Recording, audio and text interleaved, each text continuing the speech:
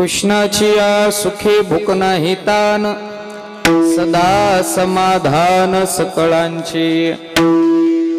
कळलेची नाही झाले किती दिस, बाहेरील वास विसरली। विसरू कामाचा तुका म्हणे झाला, उद्वेग राहिला जावे यावे। माझी वाणी तुझे वर्णी गुणनाम, ऐसे देई प्रेम काही कळा। महायोग पीठे तटे भीमरथ्यां, वरं पुंडलीकाय दातुं निंद्रैः। समागत्य तिष्ठन्तमानन्द कंदं, परब्रह्मलिंगं भजे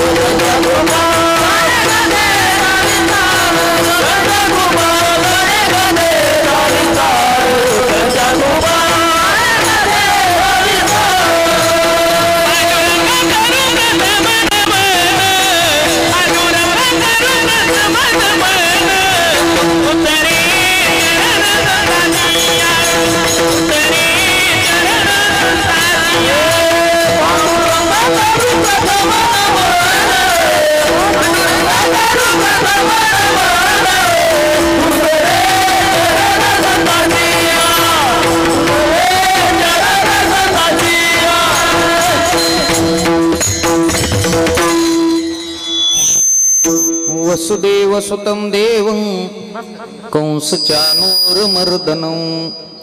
देवकी परमानंदं कृष्णं वंदे जगद्गुरुं। जयांचे केलिया स्मरण, होय सकळ विद्यांचे अधिकरण। तेची वंदो श्रीचरण श्रीगुरूंचे ते नमस्कार।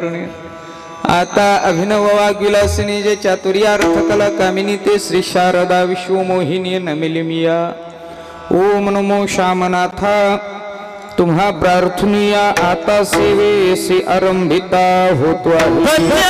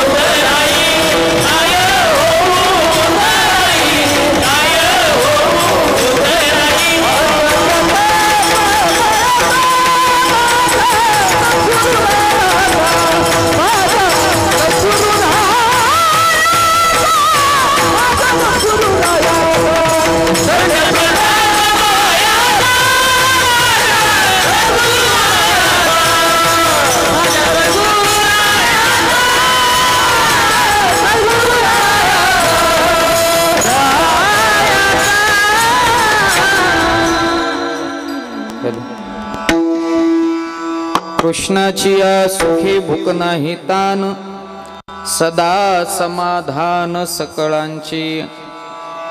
कळलेची नाही झाले किती दिस, बाहेरील वास विसरली. विसरू कामाचा तुका म्हणे झाला, उद्वेग राहिला जावे यावे. माझी वाणी तुझे वर्णी गुणनाम, ऐसे देई प्रेम काही कळा. प्रस्तुत पवित्र पावन भूमी आणि या मंगलमय भूमीमध्ये काल्याच्या प्रसंगानं संकीर्तन रूपी सेवेसाठी घेतलेला अभंग श्रीमंत श्री जगद्गुरु तुकोबाराय यांचा बाळक्रीडा या प्रकरणातील अतिशय महत्वपूर्ण असा हा श्रेष्ठोक्तीनं गायला गेलेला, तुकोबारायांकडून लिहिला गेलेला अभंग.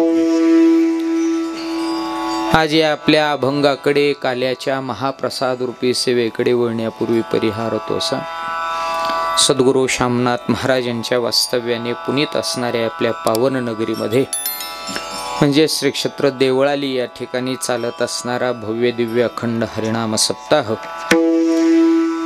विश्वमाऊली चक्रवर्ती सम्राट ज्ञानोबा यांच्या 727व्या समाधी सोहळ्याचा औचित्य साधून भव्य दिव्य अखंड हरिनाम सप्ताह सद्गुरू श्री शामनाथ महाराज गाथा पारायण, सद्गुरू शामनाथ महाराज चरित्र ग्रंथ कथा असा हा अतिशय अतुलनीय असा साधूच्या समाधी सोहळ्याचं औचित्य साधून संपन्न होत असणारा सप्ताह. आणि या चालू असणाऱ्या सप्ताहामध्ये काल्याची महाप्रसादाची सेवा आज या ठिकाणी माझ्याकडे. विठ्ठल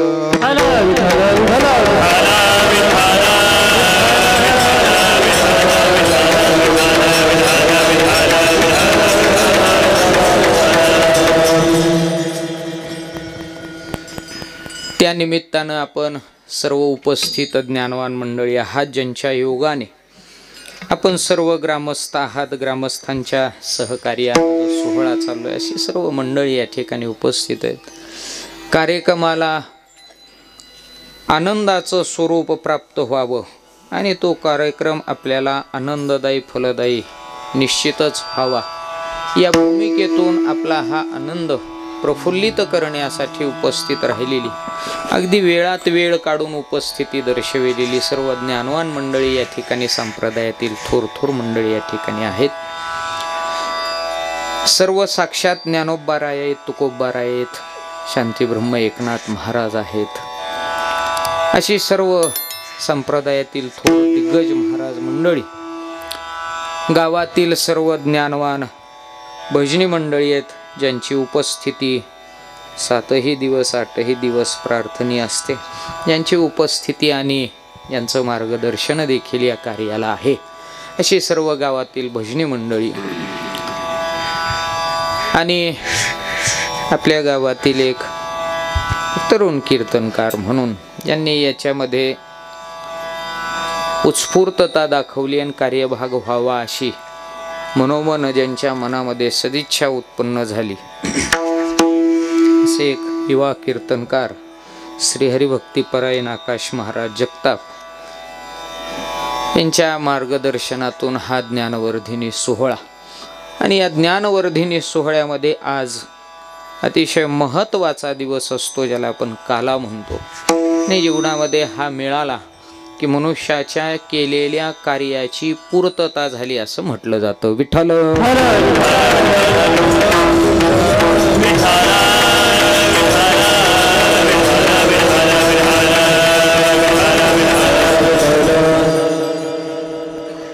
आणि हा पूर्ण रूपाने पूर्णत्व देणाराच आजचा हा काय आहे तर क्षण आहे आपल्या जीवनातला. आणि म्हणून माणसाच्या जीवनामध्ये प्रयत्न हा महत्त्वाचा आहे, पण प्रयत्नाबरोबर त्याची फलश्रुती देखील महत्त्वाची. जर फळ पदरात नाही पडलं तर मग केलेलं काम वाया गेलं की काय असं माणसाला रुकरुक राहते. म्हणून केलेली 7 दिवसाची सेवा 8व्या दिवशी फलद्रूप होण्याकरिता काल आहे. आणि महत्त्वपूर्णरित्या हा काल्याचा महाप्रसाद जीवनामध्ये प्राप्त होणं गरजेचं असतं. आणि महाप्रसादामध्ये दुःख निवृत्ती आहे आणि सुखाची प्राप्ती आहे, असा दुहेरी संयोग निर्माण करून देणारा काय आहे तर काल आहे. आणि म्हणून हा काला मिळवण्यासाठी माणसाने अट्टहास करावा, प्रयत्न करावा. कारण काय होतं, माणसाकडून नाही ते मिळविण्यामध्ये वेळ जातो आणि मुख्य मिळवण्यामध्येच माणसाचं लक्ष जात नाही, एवढाच थोडासा फरक पडतो. मग अवांतर मिळवायला गेला माणूस की त्याच्यामध्ये गुरफटला जातो, मग जीवन बिघडतं. आणि जे मिळवायला पाहिजे त्याच्याकडं नाही गेला की तरीही माणसाचं जीवन बिघडतं. म्हणून माणसाने बिघडण्यापेक्षा सुधारलेलं बरं हा काळ, बरं का धानोरेकर मंडळ. बिघडायला काय तर सगळ्यालाच बिघडावं वाटतं. आम्ही बिघडलो, तुम्हीही बिघडा ना, थोडी थोडी आपणही मिळून सप्ताहाची सेवा करूया ना. तुम्हाला वाटलं असेल घेऊया ना. मला माहिती तुमची मन ओळखण्यात मी परफेक्ट झालेलो आहे, मी मनकावडा झालोय आता.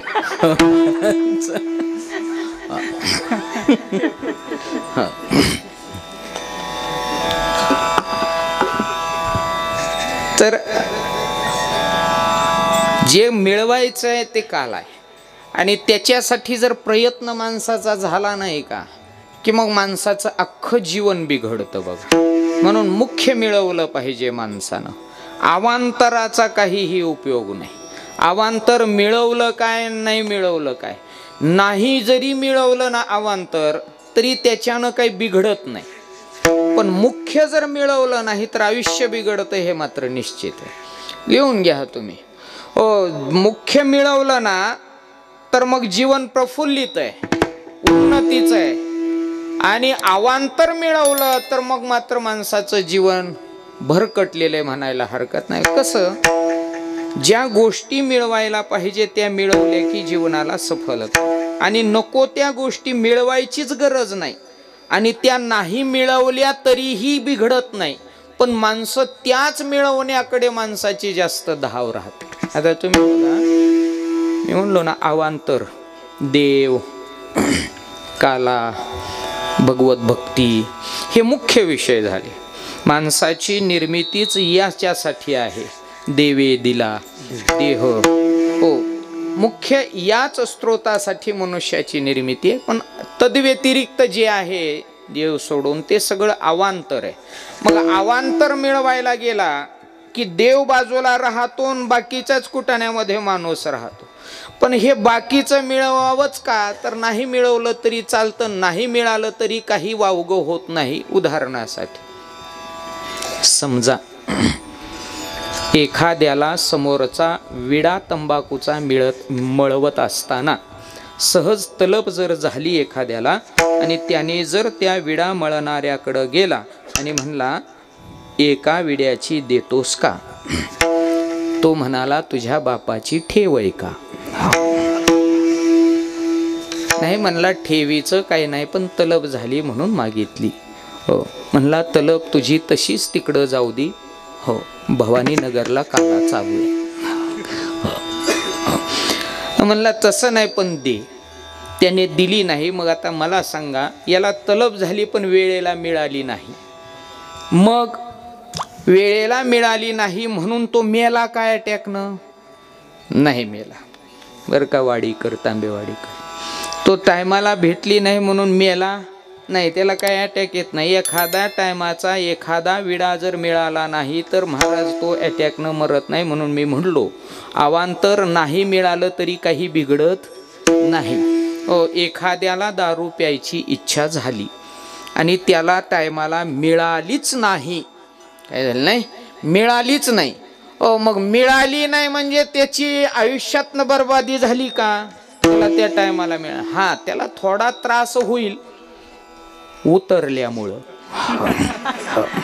लक्षात, थोडा त्रास होईल, पण निव्वळच तो मरेल लगी त्याला ग्लासभर मिळाली नाही म्हणून असं घडत नाही. म्हणून अवांतर ज्या गोष्टी आपण पाहतो त्या जीवनात नाही जरी आल्या आपल्या तरी आपलं काही वाटोळं होत नाही, पण आल्यावर मात्र वाटोळं होतं हे मात्र निश्चित आहे.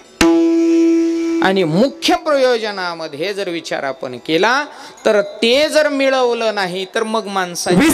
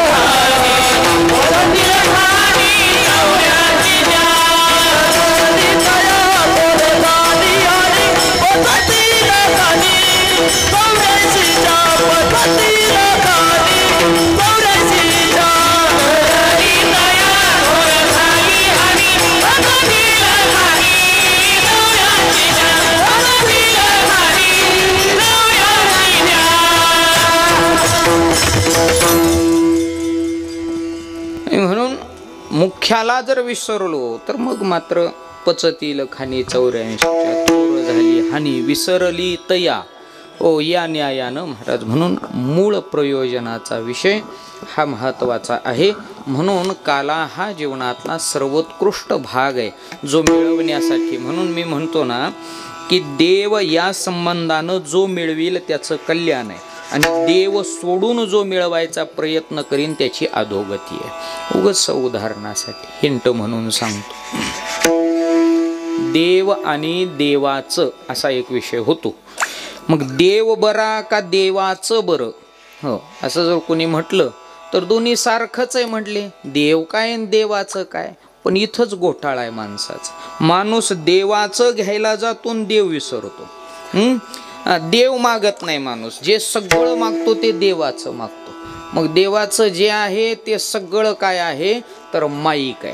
देवाचं जे आहे ते इतर आहे आणि देवाचं जे आहे ते महाराज दुःख रूप येरती माईक दुःखाची जनिती नाही आदी अंती अवसान असा हा एर ओ इतर. म्हणून देवाचं एखादा म्हणेल ते तर मायेचं म्हणता, ओ मग देवाचं कसं आलं ते, ओ तर सांगू तुम्हाला माया हीच देवाची आहे आणि म्हणून देवाचं जे आहे ते दुःखाला नाशिवंताला कारणीभूत आहे आणि देव हा अविनाशी तत्वाचा आहे. म्हणून याच्यात जे मिळणार आहे ते देखील अविनाशी अशा स्वरूपाचं आहे. म्हणून मी म्हटलो की देव या संबंधानं जर मागाल तर आनंद आहे, नाशिवंत नाही तर अविनाशी आहे. आणि देव सोडून जर मागाल तर महाराज मात्र नाशिवंत आहे. आणि म्हणून तद्व्यतिरिक्त आणि देव याच्यामधला फरक एकच हिंट म्हणून उदाहरण महाभारतातलं सांगतो. माहिती आहे सगळ्याला, पण उगाच श्रीकृष्णाशी संबंधित आहे म्हणून सांगतो. कारण कृष्णाशी संबंधित सांगणं आजच्या काल्याची गरज आहे. आणि दुसरा अजून महत्त्वाचा मुद्दा, कृष्ण बी उभा आहे म्हणून म्हणलं. हो महाराज चला, म्हणून आज कृष्णाचं सांगावं म्हटलं. हो मग महाराज कृष्ण महाभारतामध्ये युद्ध ठरलं बरं का आप्पा. महाभारतात युद्ध ठरलं तात्या मामा, ठरलं युद्ध महाभारतात तुमचं आणि माझं. महाराज चला, महाभारतामध्ये युद्ध ठरलं कौरव आणि पांडवाचं.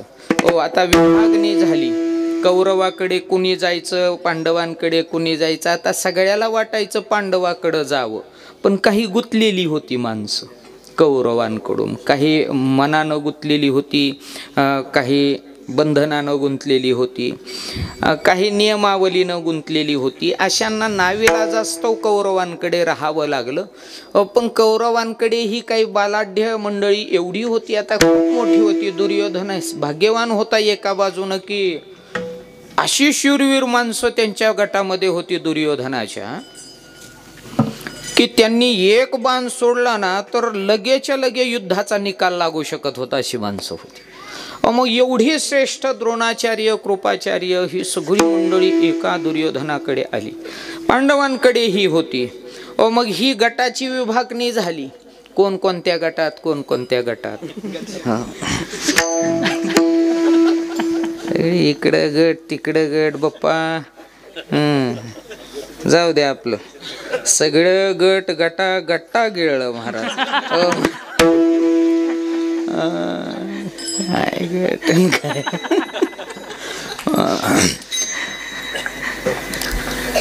आणि मग विभागणी झाली, पण एक विभागणी राहिली बघा, श्रीकृष्णाची विभागणी राहिली.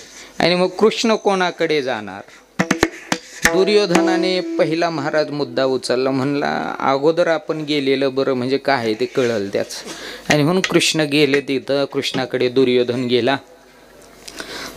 गेला आणि डायरेक्ट श्रीकृष्णाच्या डोक्यापाशी जाऊन बसला. आता डोक्यापाशी बसला श्रीकृष्णाच्या दुर्योधन. माहिती आहे सगळ्याला इतिहास. हो, दुर्योधन डोक्यापाशी बसला. आता देवाच्या डोक्यापाशी बसावं का पायापाशी बसावं हे कळालं पाहिजे. आणि दुर्योधनाला इथंच गफलत झाली. ते म्हणला हस्तिनापूरचा युवराज म्हणला मी, ह्याच्या पायापाशी काय बसायची गरज आहे. कोणीही म्हणला गुराकी आहे. हो म्हणजे याच्या पायापाशी नाही, मग डोक्यापाशी जाऊन बसले. पण भानगड अशी आहे माहिती आहे का तुम्हाला, देवाच्या पायापाशी बसला की देवाने त्याला सांभाळला, आणि देवाच्या डोक्यापाशी बसला की देवाच्या तो डोक्यातच बसला.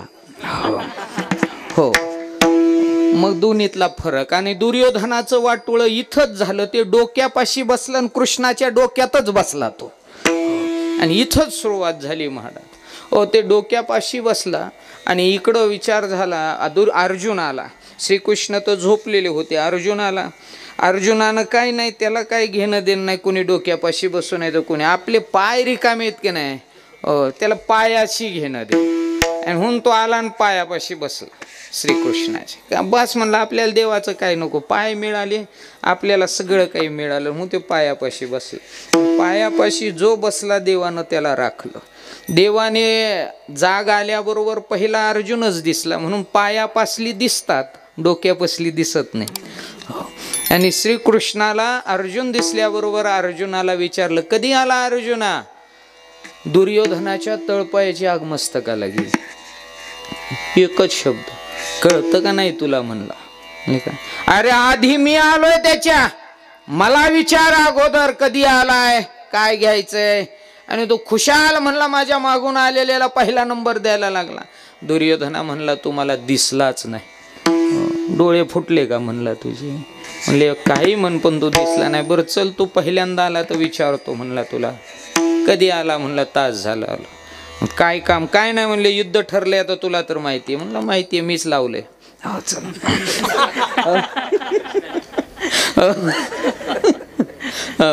चल कृष्णानेच लावलं ना महाभारतातल्या. आता इथल्या युद्धाचं माहित नाही मला कोणत्या कृष्णाने लावलं. चला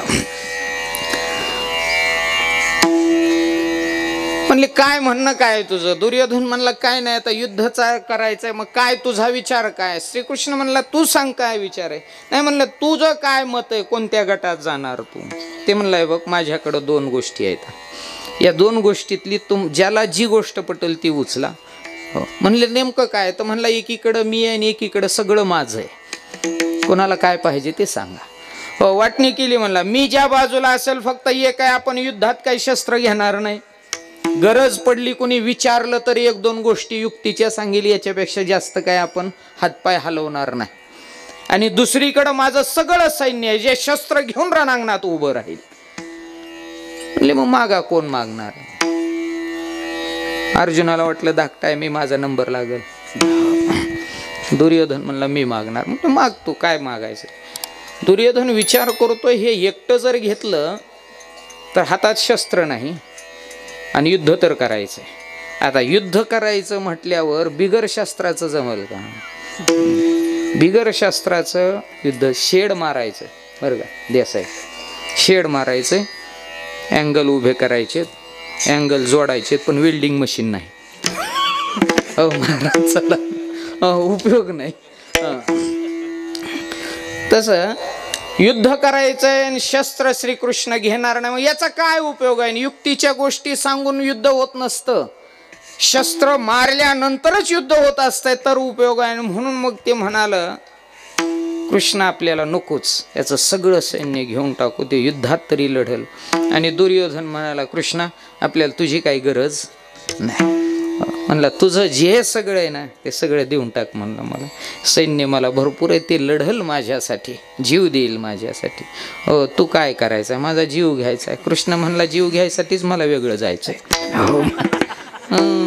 म्हणले बरोबर चल, म्हणले दिलं तुला हे. मग अर्जुनाला विचारलं तुझं काय, काय नाही म्हणला. त्याला जे मागायचं ते बरोबर मागितलं, मला जे पाहिजे होतं ते त्याने ठेवलंय.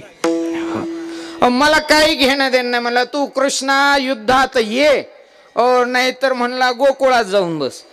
कुठं तुला जाऊन बसायचं, फक्त तू माझ्या बाजूने बस, मला एवढंच पाहिजे. तू असला, बाकी मला शस्त्र नको, अस्त्र नको, काही नको, मला तू मिळालाय बस झालं. आणि इथंच अर्जुनाचा विजय झाला. इथंच अर्जुनाचा विजय झाला. दुर्योधनाने सैन्य मागितलं, तिथंच दुर्योधनाचा पराजय झाला. ओगा आता औपचारिक म्हणून युद्ध करायचं होतं, नाहीतर इथंच निकाल लागला होता.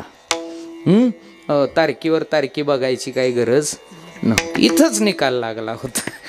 महाराज चला, इथंच निकाल लागला होता.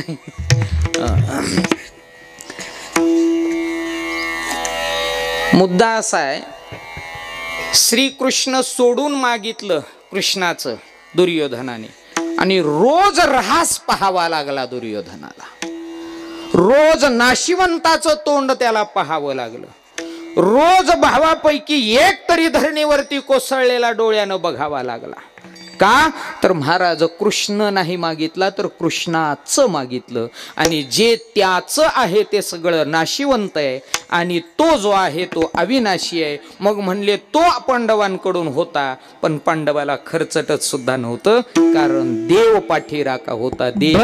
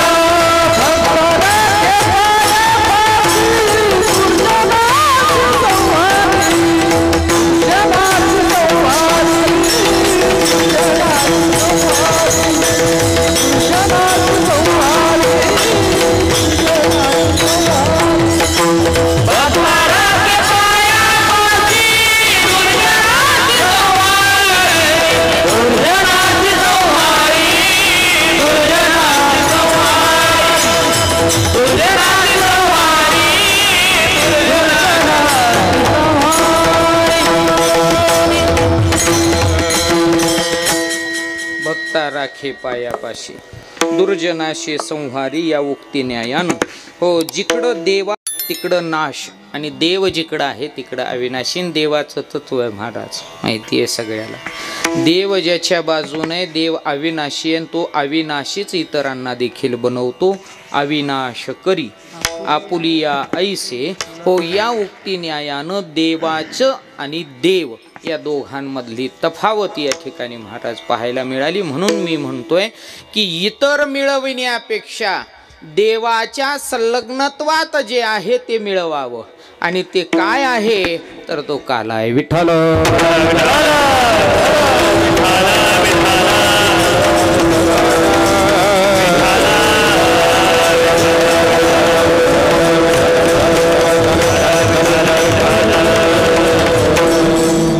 काला जीवनामध्ये आपण काय करावा, मिळवावा. मग हा काला काय करील तर सुख देईल, दुःख निवृत्त करील. मग हा काला मिळविण्यासाठी काय करावं, हो तर काला मिळविण्यासाठी हा अट्टहास करावा. अखंड हरिनाम सप्ताह, हो महिना 7 दिवस, 3 दिवस, 2 दिवस, 1 दिवस. ओ म्हणजे याचा अर्थ ओ काला करण्याकरिता साधन महत्वाचं आहे. साधनाशिवाय काल्यापर्यंत जाता येत नाही. म्हणून प्रथमदर्शी कुठंही आपल्याला कार्यपूर्ती करण्याकरिता काम करणं सुरू गरजेचं आहे. डायरेक्ट काहीही मिळत नाही. तसं महाप्रसाद रूपी काला मिळवण्याकरिता कालाच करावा लागतो, पण साधनाचा कोणता? हरिनामाचा खिचडी काला, हरिनामाचा खिचडी काला,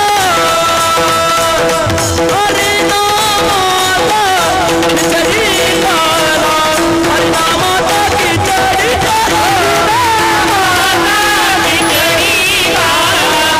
हरिनामाचा खिचडी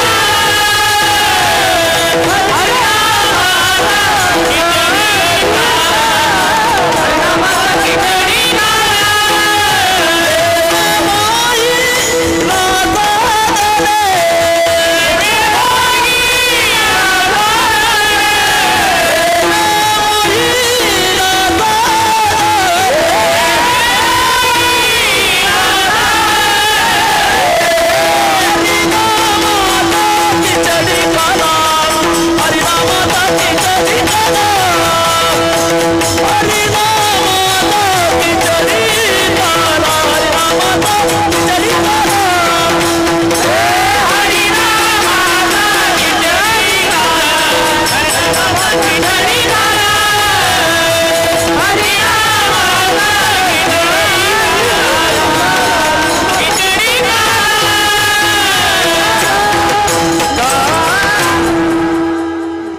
कालाच करायचा पण कोणता? हरिनामाचा खिचडी काला, प्रेमे मोहिला साधने. मग हा हरिनाम स्वरूप काला केला की आपल्याला हा महाप्रसाद रूपी काला मिळतो. मग खरं महाराज तुम्ही म्हणता तो महाप्रसाद रूपी काला मिळतो, पण हा काला मुख्यत्वे कुठं झाला? हो तर महाराज हा काला ज्याच्यापासून आपल्याला मिळतो तो कोण आहे? तर भगवंत आहे. श्रीकृष्ण अवतारामध्ये हा काला काय घडला आणि मग हा काला तोच इतरांना सर्वांना देतो. महाराज म्हणतात भानुदास गीती गात प्रसाद देत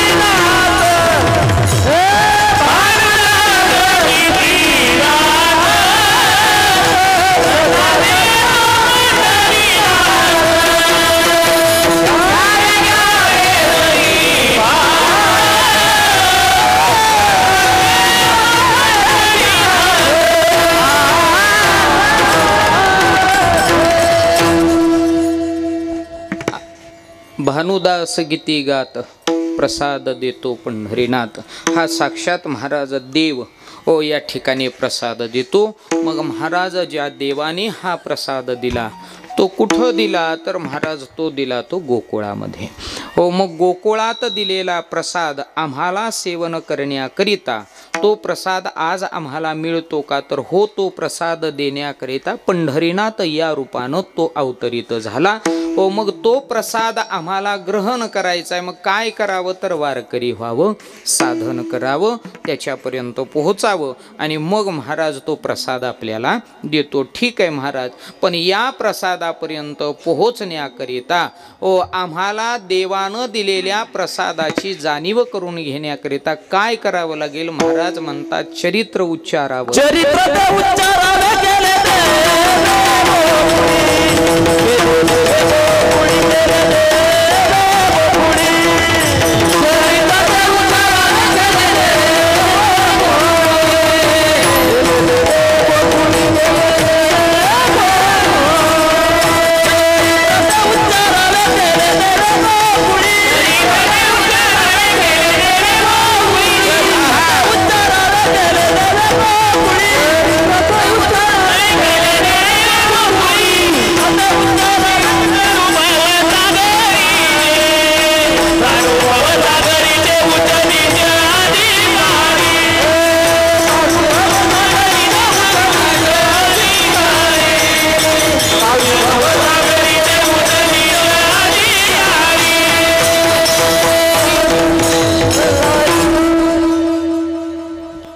भगवान श्रीकृष्णानं केलेलं चरित्र ते उच्चारावे. केले देवे गोकुळी गायीन ते लीला चरित्र पोवाडे राखिली सवंगडे सहित गायी. मग काय केलं चरित्र, तर भगवान श्रीकृष्ण गोकुळामध्ये आले आणि गोकुळवाशांना आनंद महाराज प्रदान करून दिला. हो, कशाच्या माध्यमातून आनंद दिला, तर देव हाच आनंदाचं प्रतीक आहे आणि म्हणून आनंद विरहित किंवा आनंदाला प्रतिबंध करणारं जे चिंता आहे ती चिंता निवृत्त झाली. चिंता ते पळाली गोकुळा बाहेरी. प्रवेश भितरी केला देवे.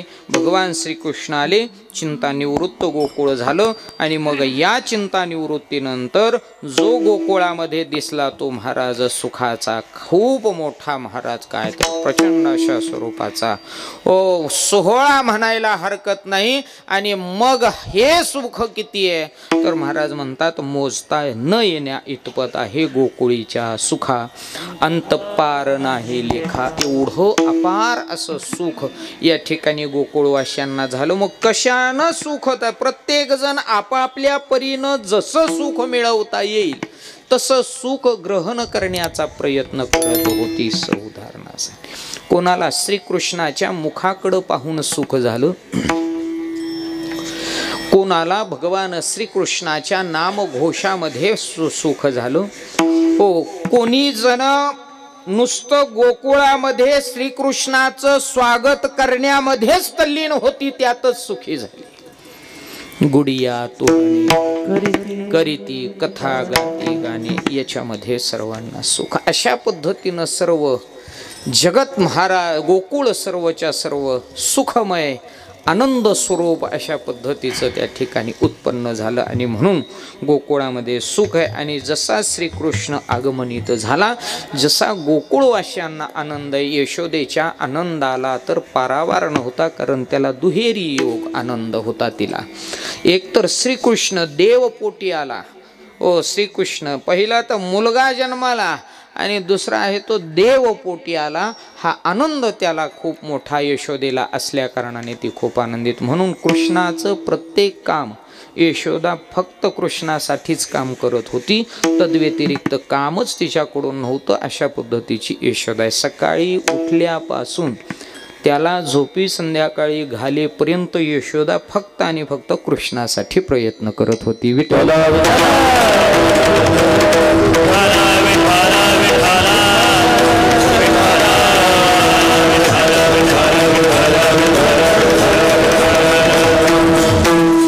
आणि कृष्णासाठीचा तिचा प्रयत्न हा महाराज तिला आनंदित आणखीन करत होता. मग श्रीकृष्ण वाढू लागले. श्रीकृष्ण एका अंगावरती झाले, एका अंगावरचे श्रीकृष्ण महाराज पालते पडू लागले. पालते पडणारे श्रीकृष्ण पोटावरती सरकू लागले आणि पोटावरती सरकणारे भगवान श्रीकृष्ण 12:05 रांगू लागले.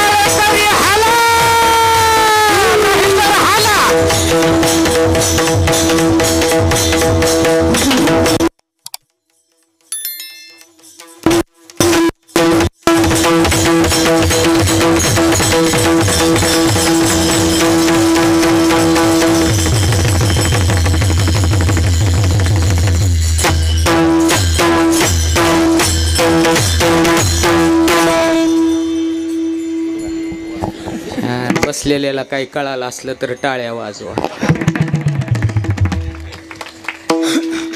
म्हणजे गोडधोड वाटलं असलं तर टाळ्या वाजवा. रांगू लागले श्रीकृष्ण. आनंद असतो रांगायला लागलं लेकरू.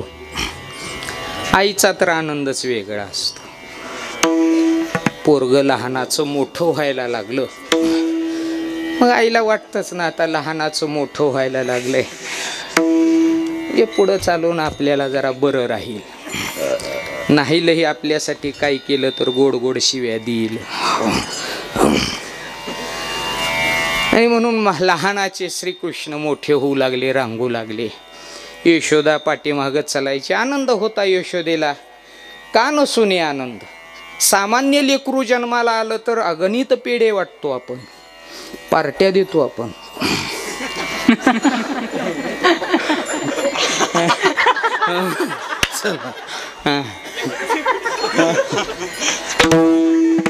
आता ते देव जन्माला आला का आनंद वाटून दिला.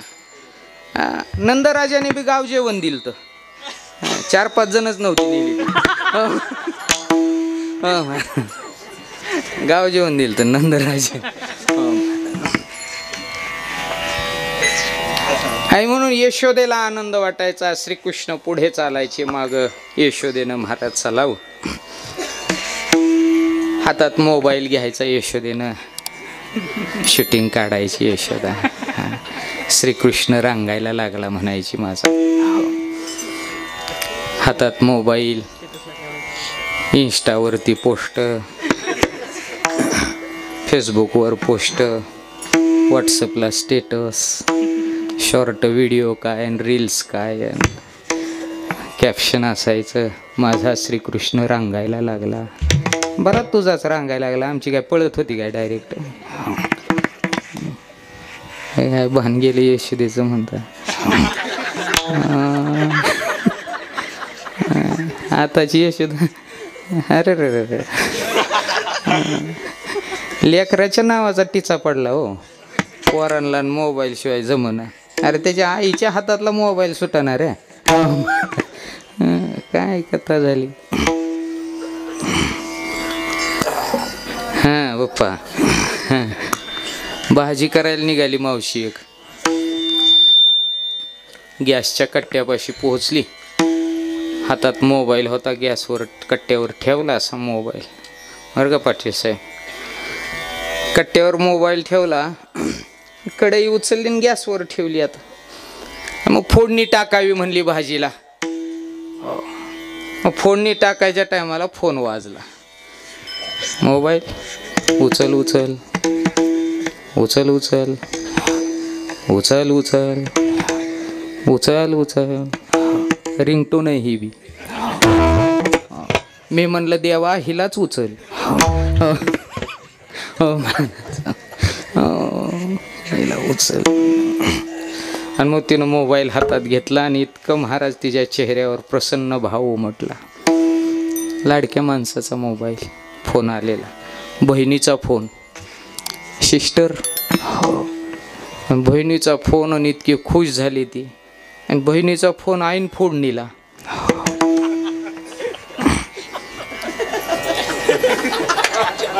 काय बहिणीचा फोन फोडणीलाच असतो. तेल कधी टाकायचं, जिरी कधी टाकायची, मोहरी कधी, तुम्हाला काय वाटलं. तसं तिकडच्या बी फोडणीला तीच फोन लागतो. माणूस कोणाला हातात धरायचं, कोणाला हाता खालून काढायचं, कधी वाहिलं मागायचं, कोणत्या भावाकडला कसं दाबायचं, आणि आपली बापाची ही कशी वाटून घ्यायची. महाराज हे सगळं फोडणीला तिकडूनच येतं. हो महाराज. आणि मग फोडणीला फोन आला. फोन उचलला, हिनं कानाला लावला. हॅलो. तिकडून ती म्हणते हॅलो. हो. इकडून ही म्हणली कस काय. म्हणली माझं लय चांगलं आहे. म्हणली तुझं कसं आहे. म्हणली उगं बरंच म्हणायचं. म्हणली तसा का खोल आवाज. म्हणली मग काय आहे तर आता माझं काय राहिले, तुझं वाजी लय चांगलं झालंय. म्हणली असं कसं काय म्हणली? म्हणली तसंच आहे. काय म्हणली? तुझं चांगलंच आहे, माझं उगा आपलं बरं म्हणायचं नाही तर बरं सुद्धा नाही. म्हणली इतकं कष्टी व्हायला काय झालं? म्हणली तुझं चांगलंच आहे बघ तायडे, माझं लयच वाईट आहे बघ. म्हणली तरी म्हणायचं काय तुला नेमकं? म्हणली म्हणू तरी काय मग, तुझं चांगलंच आहे, माझं उगं बरं म्हणायचं. म्हणली झालं काय? हो माझं चांगलं आणि तुझं बरं. म्हणली तुझं चांगलंच आहे, तुझी माझी सासू मेली. हो म्हणले तुझ्या सासूचं कसं आहे? म्हणली माझी लय खाल्ल्या पिल्लेली मला पुढं घालायला बसली. हो कसा सासूच्या हातात सापडलेली ही. मग तिकडून तिनं विचारायचं बरं आहे का? बरंच. टाकली तेलाची धार, तेल उकळलं की जिरी टाकली, परतवायला लागली. मोहरी टाकली. तिकडून तिनं विचारायचं बरं आहे का? बरंच म्हणायचं. कुठे आहेत पोरं? म्हणली एक बाहेर खेळतंय, एकाचा शिंबूड काढते. बरं आहे का तुझं? बरंच म्हणायचं. म्हणली कसं म्हणते तसं? हो म्हणली. आले का दाजी? नाही म्हणली अजून, येतील आता पिऊन. बरं आहे का? म्हणली उगं बरंच म्हणायचं. हो टाकला कांदा, लागली परतवायला. लसूण टाकला, लागली परतवायला. तिकडून तिने विचारायचं बरं आहे का? बरंच म्हणायचं. बोलत बोलत कढीपत्त्याच्या ऐवजी मोबाईलच कढईत टाकला आणि हलवायला लागली. असं तर भान गेलं ग मावशी तुझं. हो यशोदेचं सांगतोय मी आत्ताच्या. हो चल. आणि मग ही यशोदा श्रीकृष्णाच्या मागं रांगत असणाऱ्या चालत होती. रांगत रांगत श्रीकृष्ण बाहेर गेले आणि बाहेर गेलेल्या श्रीकृष्णाला यशोदा शोधू लागली आणि म्हणू लागली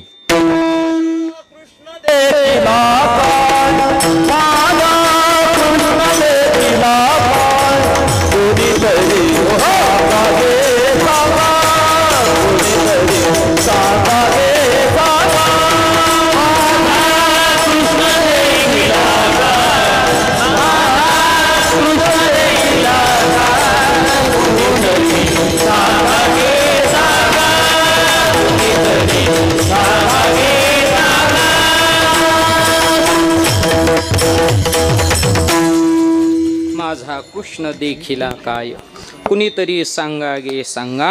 हो असं आई म्हणू लागली आणि आईला कुणीतरी म्हणलं तुझा कृष्ण देवळालीला सप्त्याला गेला. चला माझा श्रीकृष्ण महाराज रांगू लागला. रांगणारा श्रीकृष्ण महाराज.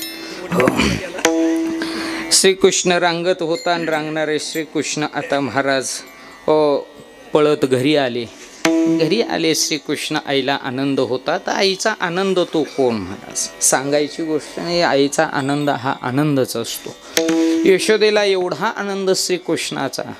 बाळ पळू लागला, धावू लागला, तरी देखील प्रत्येक क्रिया श्रीकृष्णाच्या साठी यशोदेची चालत होती. प्रत्येक क्रिया. हो एक दिवसचा प्रसंग सांगितला जातो. भगवान श्रीकृष्ण सकाळी झोपेतून जागे झाले पण यशोदा शेजारी दिसली नाही. पण रोजचा त्यांचा असा नियम होता जन्मापासून श्रीकृष्णाला आत्तापर्यंत कळेपर्यंत की कधीही श्रीकृष्णाने डोळे उघडले की त्यांना आई जवळ दिसायची. पण आजचा दिवस असा होता की आईच जवळ दिसेना. आणि म्हणून श्रीकृष्णाला वाटलं आजपर्यंत मला कळतंय तसं मला असा दिवस सापडला नाही की ज्या दिवशी मी जागा झाल्यानंतर आई माझी शेजारी नाही. नेमकी आज का नाही? आणि म्हणून मग श्रीकृष्णाने विचार केला नेमकं कुठं असेल आई, आज का विसर पडला असेल माझा. घरातली लगबग चाललेली दिसली, पळापळी चाललेली दिसली.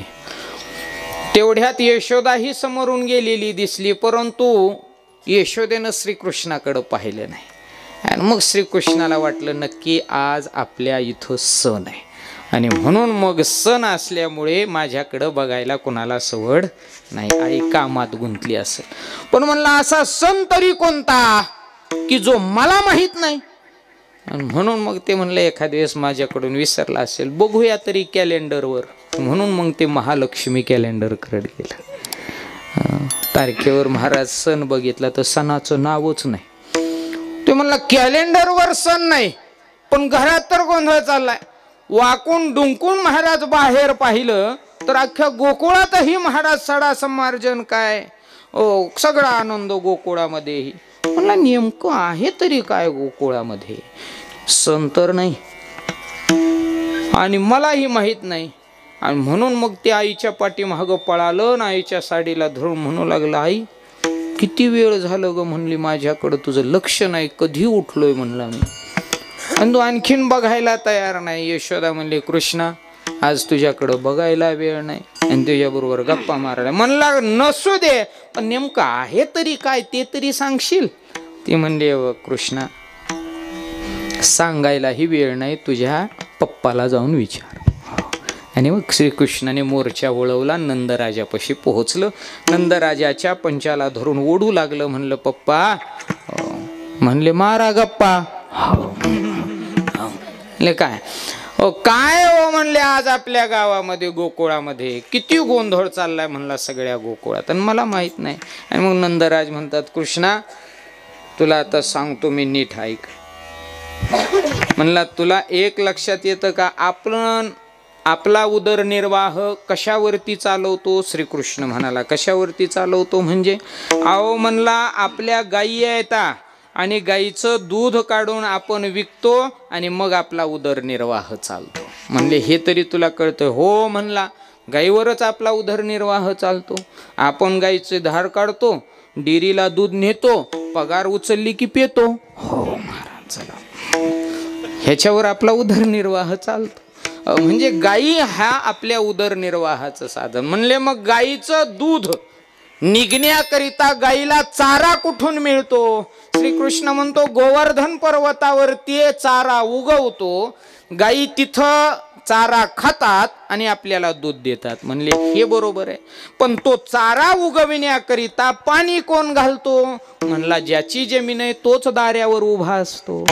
म्हणले, तसं नाही कृष्णा, पण गोवर्धनावरती पाऊस पडावा लागतो तर चारा उगवतो, अन्यथा उगवत नाही. मग मला सांग, पाऊस कोण पाडतो. श्रीकृष्ण म्हणाला, पाऊस आपल्याला गोवर्धनच पाडतो. नंदराज म्हणतात, तुला कळत नाही, पावसाचा राजा इंद्र आहे आणि इंद्राच्या कृपेमुळे पाऊस पडतो. इंद्राने जर आज्ञा दिली मेघांना तर मेघ बरसतात, अन्यथा नाही. आणि म्हणून श्रीकृष्णा इंद्रामुळे पाऊस पडतोय. म्हणला, पण इंद्राचा आणि पावसाचा कसलाही काडीचा संबंध नाही.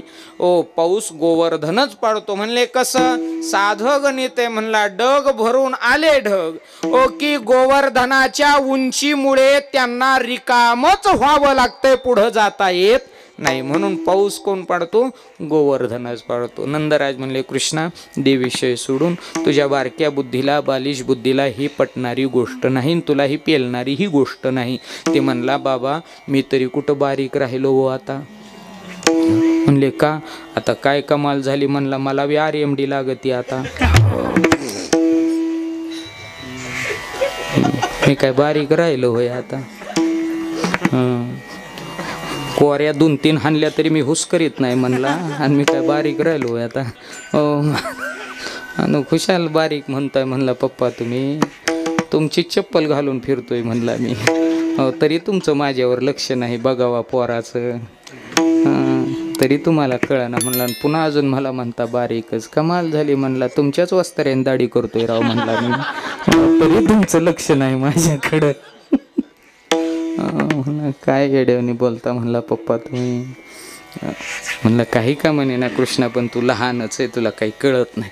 म्हणले, तसं बोलू नका. म्हणला, मला कळतंय, पण तुमचं म्हणणं काय सांगा. काही नाही. म्हणले, बाबा आपल्या गावात जो उत्सव आहे तो इंद्र हा पावसांचा राजा, मेघांचा राजा असल्या कारणाने त्या इंद्रानं असंच प्रसन्न राहावं, दरवर्षी असाच पाऊस पडावा, असाच चारा उगवावा, अशाच गायी तृप्त व्हाव्या, असंच कच्चून दूध आपल्याला द्यावं, आपला उदरनिर्वाह चांगला चालावा. म्हणून इंद्र प्रसन्न करण्याकरिता गोकुळवासी दरवर्षी इंद्रयाग साजरा करतात. इंद्राला भोग देण्याची प्रक्रिया आज साजरी होते. आणि म्हणून आजचा दिवस हा गोकुळवासियांचा उत्सव आहे. आणि मग श्रीकृष्ण म्हणतो, आता उत्सव करा, पण इंद्राचं नाव पुसा आणि गोवर्धनाचं नाव टाका. ते म्हणले तसं कसं ऐन टायमाला जमतंय? हा आपल्या कार्यक्रम पत्रिकेवर तशी टिपच लिहिलेली आहे, ऐनवेळी कार्यक्रमात बदल केला जाईल. म्हणले मग एखादा कीर्तनकार नाही आला तर दुसऱ्याला उभं करायला काय हरकत आहे? हो म्हणले मग तसंच समजा. हो इंद्राचं नाव काढा, गोवर्धनाच्या पूजेला आरंभ करा. ओ श्रीकृष्णाच्या त्या बोलण्यावर नंदराज म्हणतात कृष्णा सरक बाजूला तू बघू दे काम. कृष्ण जे आडवा उभा राहिला म्हणता, जोपर्यंत होय म्हणत नाही तोपर्यंत म्हणला जाऊ देत नाही. नंदराज म्हणले श्रीकृष्णा मी होयही म्हटलो असतो, पण प्रश्न असा आहे कार्यक्रम आपला एकट्याचा नाही, मग हा अख्ख्या गावाचा कार्यक्रम आहे. हो त्यामुळे मला बाकीच्यांशी संवाद साधावा लागेल. हे तर काय आपला एकट्याचा जागरण गोंधळ नाही, आजचा उद्या आणि उद्याचा परवा नाही, हा सगळ्या गावाचा कार्यक्रम सगळ्याला. मग म्हणला बोलवा लवकर, आणि लगे व्हॉट्सअपवर मेसेज लगे सगळ्याला या लवकर. ग्रुप काढला होता. हो म्हण आली सगळी या लवकर चला. आली बसली. म्हणले काय नंदा काय? म्हणले काही नाही माझ्याकडं हे पोरग आणि तुम्ही. काय रे कृष्णा? म्हणला इंद्राचा याग बंद करा, गोवर्धनाच्या पूजेला सुरुवात करा. सगळी उठली पळायला लागली. म्हणले हे पोराच्या गोष्टी ऐकत बसायचा टाइम नाही नंदराजा, चल लवकर खूप कामं पडलेली आहेत. पोरग जे दारात आडवं जाऊन उभं राहिलं एकालाही होय म्हणल्याशिवाय बाहेर जाऊ देत नसतो. म्हणला बघायचं असेल तर बघून घ्या. आता सगळ्याला माहित होतं हे काय बारकं शहाणं नाही म्हणून. हो आणि मग मात्र महाराज सगळे विचार करू लागले काय करायचं काय करायचं. श्रीकृष्ण म्हणाला काहीच करायचं नाही, इंद्र याग बंधन गोवर्धन पूजा सुरू. एक जण म्हणाला समज गोवर्धनाची पूजा केलीच आणि इंद्राला जर कळाली बातमी त्याने जर संकट पाठवलं तर त्यावेळेस काय करायचं? म्हणला ती पुढची बात पुढं, आत्तापासून टेन्शन नका घेऊ. म्हणला ज्या त्या वेळेला ज्या त्या महाराज जवाचे गवतावाच्या पोळान. म्हणलं आतापासूनच म्हणले त्याच्यासाठी मरमर करण्यापेक्षा दे म्हणलं विषय सोडून पुढचं पुढे. आणि लयच तसा टाईम आला तर मी आहेच की म्हणला, मी कुठं जाणार आहे. नाही होय करत गोवर्धनाची पूजा सुरू झाली. गोवर्धनावरती यज्ञ मांडला. वेदोक्त ऋच्यामध्ये मंत्रघोषामध्ये महाराज आहुती पडू लागल्या. अतिशय आनंदाचं वातावरण होतं. पण काही मंडळींना मात्र सतत मनात रुकरुक राहायची की इंद्राला तर कळणार नाही ना, आपण गोवर्धनाची पूजा करायलो इंद्राला तर कळायचं नाही ना. असं म्हणत असताना ही बातमी बसल्या बसल्या कुणीतरी व्हॉट्सअपवर इंद्राला मेसेज केला, गोकुळात तुमचं नाव नाही. इंद्राच्या तळपायाच्या आग मस्तकाला गेली महाराज. आणि मग महाराज त्याने मेघांना बोलवलं म्हणले ह्या वैऱ्याला संपू. काळे कुट्ट मेघ महाराज निघाले गोकुळाकडे. संपवायचं गोकुळ, मुसळधार वृष्टी करायची, गोकुळ वाहून जाणार, काडी ही शिल्लक राहणार नाही. अशा पद्धतीनं ढग काळे कुट्ट निघाले आणि इकडं गोकुळात मात्र आनंद गोवर्धनाच्या पूजेचा आहे. काही मंडळी विचार करत बसलेली असताना त्यांना काळे कुट्ट ढग दिसले. मग त्यांच्या लक्षात आलं संपलं म्हणले गोकुळ आता काही शिल्लक राहत नाही का? नक्की इंद्राचं संकट आहे हे विचार करू लागले. तेवढ्यात एक जण म्हणला बोलवा आता त्या नंदाला, त्याच्या पोरामुळे हे गळ्यात येणार आहे सगळ्या गोकुळाच्या. बोलवलं नंदराजाला. राजे काय करायचं आता? म्हणले कशाचं? ढग दिसायलेत का? इंद्राने पाठवलेलं संकट आहे, वाहून जाईल सगळं गोकुळ. ते म्हणलं हे बघा आपण बाजूला बसलो होतो त्या दिवशी, तुमची आणि कृष्णाची मीटिंग झाली, त्याच्यात काय ठरलंय तुमचं तुम्ही बघा. बोलवा म्हणले कृष्णाला. बोलवलं. कृष्णा संकट आलंय, इंद्राने पाठवलंय. म्हणले तुला काय मेसेज आलाय का? इंद्रानेच पाठवलंय याचा. ते म्हणला नाही. मग तुझा काय खबरी आहे का तिथं? म्हणले मग नाही. म्हणले मग का तुला कळालं कसं इंद्रानेच पाठवलं? म्हणला मग दुसरा कोण पाठवणार? टेन्शन घेऊ नको म्हणला, उतरवायला लय. मग काम कर म्हणला, ये ग निवांत बसून चाललंय ते बघू दे. मस्त पूजा चालू. पण काय करता महाराज, सगळ्या ढगाने गोकुळ आच्छादलं. दुपारची वेळ होती पण अमावस्याची रात्र भासत होती, इतका काळा कुठं अंधार पडला. आणि मग मात्र आता सगळं गोकुळ घाबरलं. करायचं काय? सगळ्यांनी कृष्णाला मध्ये घेतलं, सगळीच त्याच्यावर तुटून पडली. काय करायचं आता? म्हणला मी बारका, मला काय कळतंय त्याच्यात. म्हणले तुला शोभतं का असलं बोलायला? म्हणला मी बारका, शोभलं नाही शोभलं तरी मी बारकाच घेऊ. अरे तुझ्या म्हणण्यामुळं हा कुटाणा. म्हणला कुटाणा करायला तुम्ही माझं ऐकायचंच नसतं, पोरगळ बारगळ गप्पा. ते म्हणले काहीही कर कृष्णा, असं आडवं लावण्यापेक्षा काय करायचंय ते सांग. तू म्हणाला होता की ज्यावेळेस संकट येईल त्यावेळेस मी आहे. म्हणला आहेच की, मी कुठं पळून चाललोय. अरे मग संकटातून सोडव ना. सोडवायचा संबंध माझा अजिबात नाही. म्हणले असं कसं काय. म्हणला साधं गणित आहे. तुम्ही पूजा गोवर्धनाची करणार आणि संकट आलं की कृष्णाला सोडव म्हणणार, हा कुठला न्याय आहे. पूजा करता गोवर्धनाची आणि संकटातून सोडव म्हणता कृष्णाला, हा न्याय मला मान्य नाही. तुम्ही जर माझी पूजा केली असती तर मग मात्र संकटातून सोडवल. अरे पण तूच सांगितलं गोवर्धनाची पूजा करायला. मी काही बी सांगल हो, मी बारकाच शेवटी. पण शोभत नाही कृष्णा तुला हे. म्हणले काहीही म्हण बाबा, शोभत आहे म्हण, नाही तर नाही म्हण, पण एकाच शब्दात सांगतो, तुम्ही आणि गोवर्धन बघून घ्या.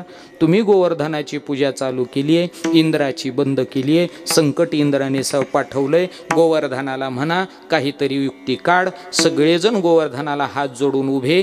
करतोय का काही प्रयत्न तू? इंद्राने संकट पाठवलंय, काहीतरी कर, काहीतरी कर. गोवर्धनाचा रिप्लायच काही नाही. आणि रिप्लाय नसल्यामुळे मग सगळी कृष्णाला म्हणाली, हे बघ ते दगडा मातीचं ते काही उत्तर देणार नाही.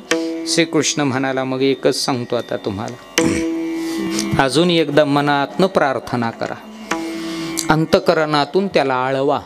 ओ की सोडव म्हणा आम्हाला. पुन्हा सगळ्यांनी हात जोडले पण गोवर्धनाचा रिप्लाय नाही. आता मात्र गडगुड सुरू झाली, विजा कडकडू लागल्या आणि मग आता सगळ्यांना घाम फुटला आणि सगळेजण कृष्णापाशी आले आणि कृष्णाचे पाय धरले आणि कृष्णा म्हणाले, बास म्हणले आता, पुतणेसारखी संपवली, महाबळ भट्टाची बेजारी केली. का ग बगरिठा मारिले बाळपणी, तुका म्हणे कळा अंगी जयाच्या सकळा. ओ इतका सगळा तू असताना आम्हाला पुन्हा त्या गोवर्धनाच्या पाया पडायला कशाला लावतोय. मग म्हणला काय करू. काय नाही म्हणले, आता तुला शरण आलोय, काय करायचंय ते मग तू कर. आणि मग महाराज श्रीकृष्ण म्हणतोय, हे अगोदर कळायला पाहिजे. आणि जो मला शरण आला त्याचं सगळं काम करण्याची जिम्मेदारी माझी. तेषामहं समुद्धरता. ओ जो होय मज अनन्य शरण अनन्याश्चिंतयन्तो मा.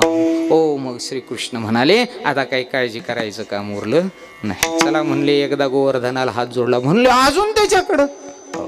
कृष्ण म्हणला, ओ काही गोष्टी कराव्या लागतात, चला जोडा हात. ओ पुन्हा हात जोडले परंतु रिप्लाय नाही. श्रीकृष्ण म्हणाला, ओ आता तसं नाही. गोवर्धनाने कानात येऊन सांगितलंय की सगळ्या गोकुळवासियांना म्हणावं जरा जोर फेर काढा. ओ ताकद म्हणला जरा बळकट करा. सगळ्यांनी जीव एकवटा आणि सगळ्यांनी ताकद लावून मला उचलून डोक्यावर घ्या. बाहेर कितीही पाऊस पडू द्या, कोणालाही काहीही होणार नाही. मग मात्र सगळी म्हणाली, कृष्णा म्हणायचंय काय तुला? काहीच नाही. गोवर्धन उचलायचा, छत्रीसारखा डोक्यावरती घ्यायचा. कृष्णा येड्यासारखं बोलायला. म्हणला बटनाच्या छत्रीचं बटन आम्हाला दबाना, आणि तू गोवर्धन उचलायला सांगायला लागला गड्या.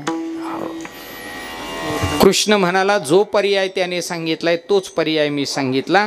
लावली ताकद सगळ्यांनी, गोलाकार सगळी. महाराज गोवर्धनाला हात लावून लावा जोर. उचलू लागली सगळीच्या सगळे.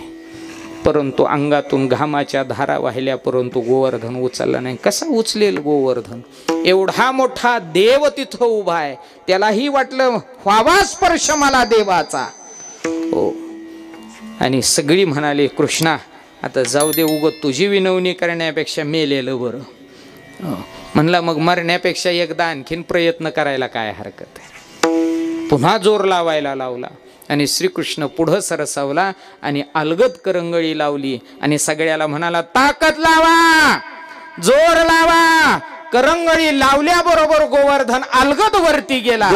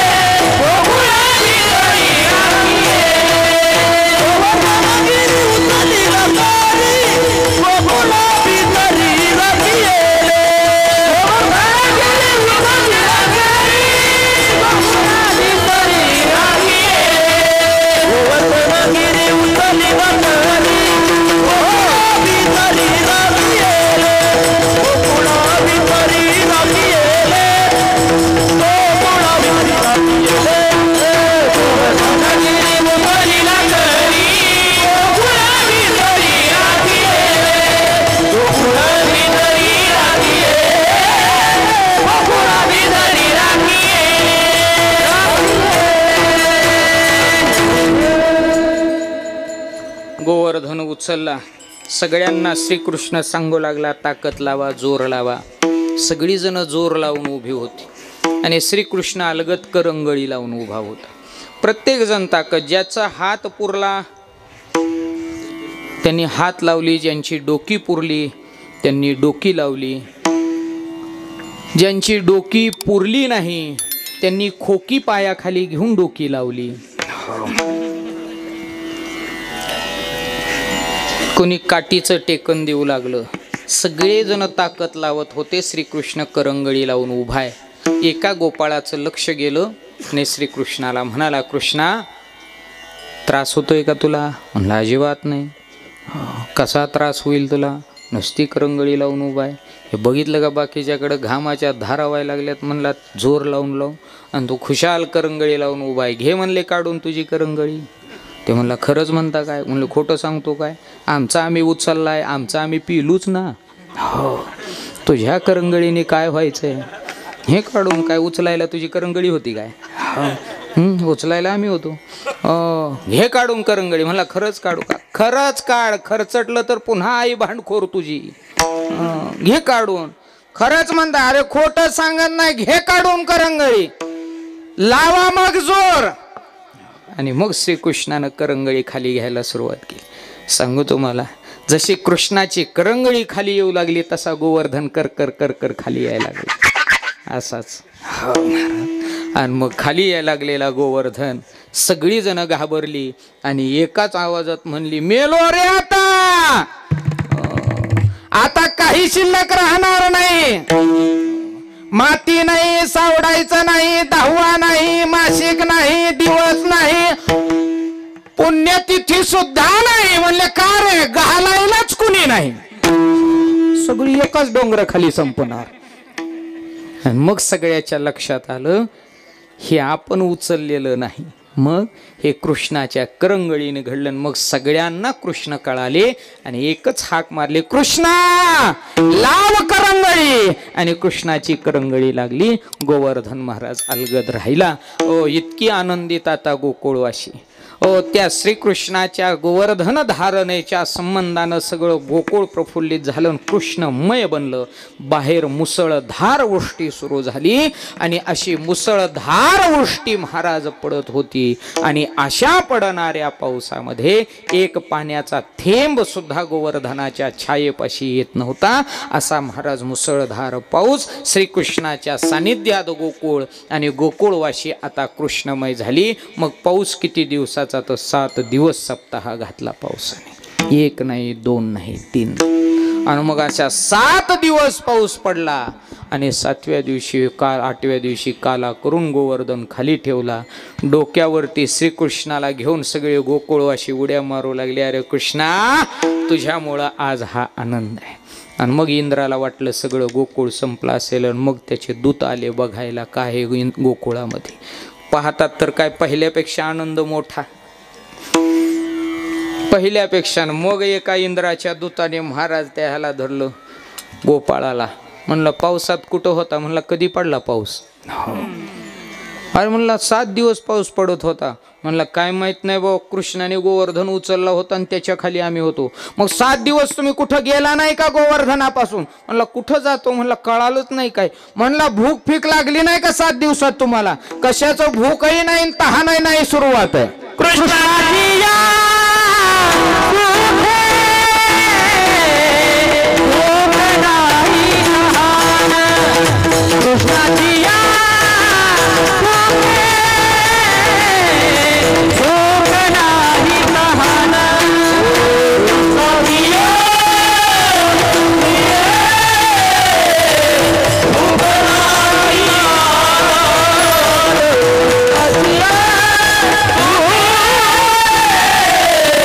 Oh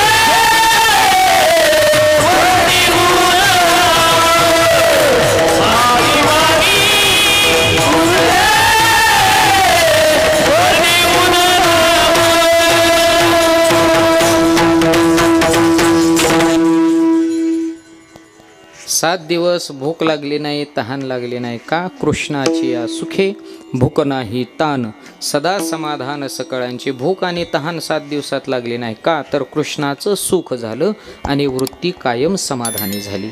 मग वृत्ती जर सांगत नसेल प्राणाचे भाग, हो, तर मग मात्र त्या ठिकाणी प्राणाचे भाग उमजत नाहीत. आणि म्हणून वृत्तीनं सांगावं लागतं. जसं गाडीच्या ड्रायव्हरनं डिझेल बघावं लागतं, पेट्रोल पाहावं लागतं, तज्ज्ञायानं वृत्तीनं या प्राणाचे भाग पाहावे लागतात. हो, तर वृत्ती महाराज आपल्याला सांगते तज्ज्ञायानं. हो, या ठिकाणी महाराज म्हणतात श्रीकृष्णाचं सुख झाल्यामुळे भूक राहिली नाही, तहान राहिली नाही. कृष्णाची या सुखे भूक नाही तान, सदा समाधान सकळांचे. आणि दिवस म्हणाल तर कळालेच नाही, कळलेची नाही. झाले किती दिस, ओ बाहेर येईल वास विसरली, बाहेर जाऊन यावं. पुन्हा महाराज आतमध्ये यावं. हो, कळालंच नाही काय. हो, विसरू कामाचा तुका म्हणे झाला, उद्वेग राहिला जावे यावे. काम काही माझं शिल्लक राहिलंय तेही विसरून गेलो. उद्वेग जो जाण्या येण्याचा होता तोही संपुष्टात आला. हो, मग हे घडलं कशामुळे? कृष्णाची या सुखे भूक नाही तान, सदा समाधान सकळांचे. विठोबा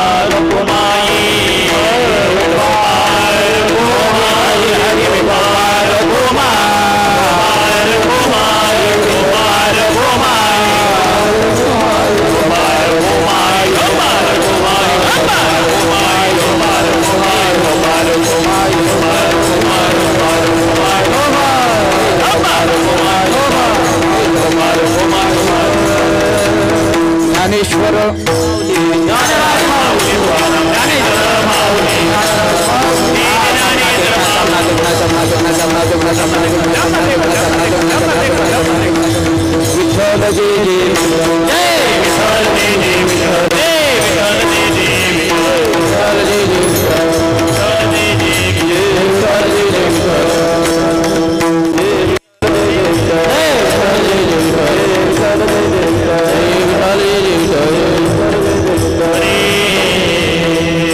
आनंदाचा सोहळा अखंड हरिनाम सप्ताह, सद्गुरु शामनाथ महाराज गाथा पारायण सोहळा, सद्गुरु शामनाथ महाराज चरित्र कथा सोहळा आपण सर्व ग्रामस्थांच्या सहकार्यातून, भजनी मंडळींच्या सार्थ उपस्थितीतून हा ज्ञानवर्धिनी सोहळा या ठिकाणी संपन्न झाला. या संपन्न सोहळ्यामध्ये सर्वांचा इत्यंभूत या ठिकाणी सहकार्य लाभलं. अन्नदाते, मनदाते, श्रमदाते अशा सर्वांनी या ठिकाणी एकरूपतेनं सेवा या ठिकाणी केली. सर्वांच्या सेवेमुळे हे या वर्षीचं दुसरं वर्ष अतिशय आनंदामध्ये संपन्न झालं. या आनंदमय सोहळ्यामध्ये सर्व ज्ञानवान मंडळी या ठिकाणी या सोहळ्याला लाभलेली आहेत. हो, साक्षात ज्ञानोबाराय तुकोबाराय आहेत. हो, अशी मंडळी आहेत. विशेष काही नामोल्लेख नको. हो, वेळ झाली, सगळी राग बघायला लागली म्हणून. हो महाराज, चला. हो, सगळ्यांच्या उपस्थितीनं हा सोहळा आणि आपला हा कार्यक्रम पुढे देखील असाच आपल्याला पाहायला मिळावा याच्यासाठी 2 यूट्यूबचे चॅनलची 2 व्यक्ती या ठिकाणी उपस्थित राहिलेली आहेत. नावं सांगितली ती बरी होती ना. आमचे इंदापूरचे देवबाप्पा पुण्यवाणी, त्यांची वाणीच पुण्यवान आहे म्हणून चॅनल देखील पुण्यवाणी आहे. असे देवबाप्पा आहेत. आणि आपले खूप दुरून आलेले आहेत आपले काय आनंद कीर्तनात, हो, किरण महाराज. हो, अशी मंडळी आपल्या या कार्यक्रमाला शोभा वाढवण्यासाठी आली. दिग्गज मंडळी या ठिकाणी परमार्थातली. आता थोडं काय झालं, उभा कीर्तनकार येतं, गायक येतं, वाजवणारे आहेत, पकवाजे आहेत, इतकी सगळी तुम्ही मोठी मोठी आहेत. फक्त मीच जरा बारका पडलो. मी बी वजन वाढवीन पुढच्या वर्षी, 10 किलो तरी वाढवील मी. आणि सगळी मोठी माणसं आहात. घेतलं सांभाळून. मला छानपैकी कार्यक्रम झाला. आकाश महाराज सर्वांनी सहकार्य केलंय. सर्वांच्या सहकार्याबद्दल सर्वांना एक वेळेस विनम्र या ठिकाणी मी धन्यवाद देतो. अशीच प्रार्थना, असंच कार्य, असंच सहकार्य आपण करा. हो, कसं असतं, कार्यभाग हा अतिशय महत्त्वाचा असतो. प्लस मायनस 19-20 तर सगळीकडं चाललेलंच असतं. हो, पण त्याच्यामधनं देखील आनंद मिळवणं हे खूप महत्त्वाचं असतं. काही वेळेस असं असतं, प्रत्येकच गोष्टीतनं आनंद मिळावा, हो, अशा अपेक्षा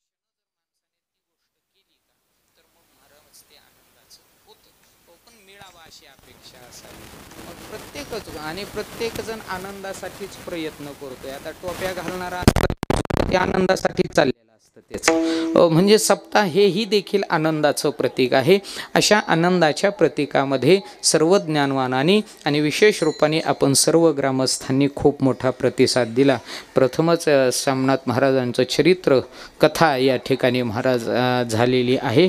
आकाश महाराजांनी छान अशी कथा या ठिकाणी संपन्न केली, आपण देखील केली. असाच सोहळा उत्तरोत्तर व्हावा अशी सद्गुरू श्यामराजांच्या चरणी प्रार्थना करतो. आज दहीहंडी गोरे काकांच्या हस्ते फुटत असते, आपल्या देवळालीचा नियमच आहे. पण रात्रीच काका येऊन गेले. आज बऱ्याच अडचणी, बरेच कार्यक्रम असल्यामुळे सगळीकडंच पोहोचावं लागत असते, म्हणून रात्रीची उपस्थिती काकांची होती.